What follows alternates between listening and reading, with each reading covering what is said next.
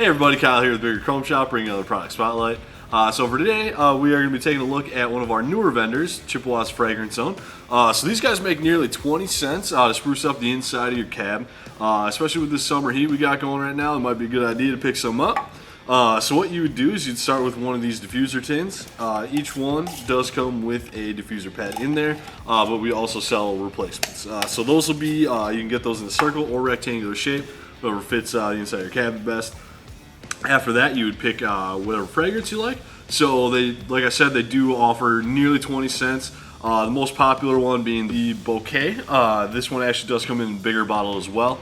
But they offer many others, such as Sunshine Breeze, Tropical Twist, Full Moon. So yeah, if you want to check out any of these products or anything else that we offer, go ahead and visit us at biggerchromeshop.com. And then don't forget to follow our Facebook, YouTube, and Instagram. Thank you.